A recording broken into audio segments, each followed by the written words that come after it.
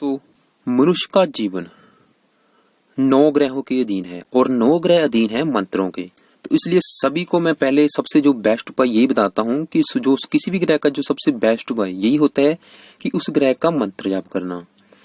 तो दोस्तों, अगर आपके ऊपर गुरु ग्रह की महादशा चल रही है, यानी कि बृहस्पति ग्रह की महादशा चल रही है या अंतरदशा चल रही है, तो आपने जो सबसे पहला जो सबसे बेस्ट उपाय यही है कि आप बृहस्पति ग्रह का मंत्र जाप करें।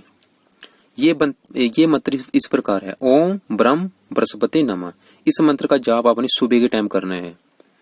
दोस्तों, ये मंत्र आपको 40 दिन के अंदर ही फल देने शुरू कर देगा।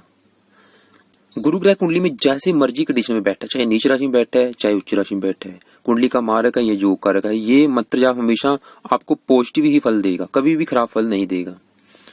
तो सबसे बेस्ट उपाय तो यही है कि अगर आपके ऊपर गुरु ग्रह की महादशा चल रही है या अंतरदशा चल रही है या गुरु ग्रह आपकी कुंडली में खराब बैठा है, तो आपने जो सबसे पहले काम करना है उस ग्रह का मंत्र जाप करना है। और मंत्र जाप ये नहीं कि आपने 1 महीना करके छोड़ दिया, जब तक इसकी महादशा है, क्योंकि गुरु ग्रह की महादशा 16 साल की होती है, तो आपने 16 साल इसका मंत्र जाप करते रहना है सुबह के टाइम। ज्यादा नहीं तो एक माला वश करें, सिर्फ 5-10 मिनट लगते हैं एक माला करने में।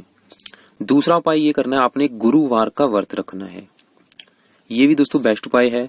खास तौर पे मेरी लड़कियों से यही रिक्वेस्ट है कि अगर आपकी कुंडली में बृहस्पति खराब बैठा है, क्योंकि ये लड़कियों की कुंडली में बृहस्पति पति का कारक होता है। वैसे भी अगर आपको पता है कि आपकी पति से कम बनती है, तो आप बृहस्पतिवार का व्रत जरूर रखें। तीसरा उपाय है, आप बृहस्पति के जो देवता हैं वो है ब्रह्मा जी भी हैं और विष्णु जी भी हैं। तो आप जहाँ तो ब्रह्मा जी की पूजा उपासना करें या विष्णुदेव जी की पूजा उपासना करें, इन दोनों का कोई ना एक पाठ जरूर किया करें। तो दोस्तों, ये तीनों उपाय हमेशा आपको पॉजिटिव फल ही देंगे, चाहे कुंडली में जैसी मर्जी कंडीशन में आपका बृहस्पति बैठा है। और जो चौथा आपने उपाय करना है वो है गुरु ग्रह का दान करना है या उसका रत्न दान करना है। हाँ, अगर कुंडली में बृहस्पति मारक है, 6, 8, 12वें घर में बैठा है, नीच राशि में बैठा है, कुंडली का मारक ग्रह है, फिर आप उसका दान करें।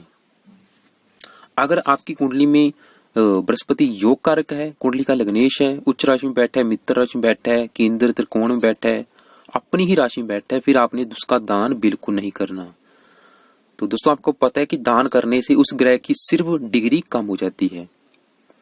मान लो आपका गुरु ग्रह कुंडली में 13 डिग्री का बैठा है, यानी कि कुंडली का योग कारक ग्रह आपको अच्छे फल देने वाला है। लेकिन अगर आप उसकी वस्तु का दान करते रहते हो तो यहाँ पे उसकी जो 13 डिग्री है वो हो जाएगी 0 डिग्री, क्योंकि दान करने से उस ग्रह का बल कम हो जाता है। बल का मतलब होता है उस ग्रह की जो डिग्री वो 0% हो जाएगी। हाँ, अगर कुंडली का मार्क है, नीच राशि में बैठा है, खराब फल दे रहा है, तब आप उसका दान करो ताकि उसके बुरे फलों में कमी आ जाए। अगर कुंडली का बृहस्पति योग कारक है तो आपने उसका दान नहीं करना, बल्कि उसका बल बढ़ाना है। बल बढ़ाने के लिए उसका रत्न दान करना पड़ेगा। अगर तो बृहस्पति अच्छी डिग्री लेके बैठा है फिर तो आप उसका रत्न ना दान करें। हाँ, अगर कुंडली का बृहस्पति अस्त बैठा है, 0, 1, 2 डिग्री का या 28, 29, 30 डिग्री का बैठा है, कुंडली का योग कारक ग्रह है, फिर आप उसका रत्न दान करें। तो दोस्तों, अगर दान आपने क्या करना है, दान देखो वीरवार के दिन आपने, यानी कि बृहस्पतिवार के दिन आपने गाय को, क्योंकि बृहस्पति की जो वस्तुएं होती हैं वो पीले रंग की होती हैं, आप पीली रंग की किसी भी वस्तुओं का बृहस्पतिवार के दिन दान कर सकते हैं। लेकिन यहाँ पे मैंने सिंपल उपाय लिखे हैं वो है, आप गाय को हल्दी लगी रोटी खिलाएं या पीले चावल खिलाएं या पीली दाल खिलाएं गाय को। दूसरा उपाय आप कर सकते हैं, पीली दाल पीस कर उसे आप चींटियों को डाल सकते हैं, जहाँ साबुत दाल ही आप पंछियों को डाल सकते हैं। ये दोस्तों आपने वीरवार के दिन करना है। और दान करते समय आपने अपने मन में बृहस्पति का मंत्र जाप करना है। तो बृहस्पति से रिक्वेस्ट भी करनी है कि आपकी कुंडली में जो भी बृहस्पति आपको खराब फल दे रहा है वो खराब फल कम करे। तो वैसे दोस्तों, आपको मैं बोल चुका हूँ कि सबसे जो बेस्ट उपाय है वो तो मंत्र जाप ही है। तो अगर आपको पता है कि बृहस्पति कुंडली में खराब बैठा है तो आप उसका मंत्र जाप जरूरी करें। अगर दोस्तों आपकी कोई बात समझ नहीं आ रही तो आप मुझे व्हाट्सएप करके पूछ भी सकती हो। तो दोस्तों, उम्मीद करता हूँ आपको ये वीडियो जरूर अच्छी लगी होगी।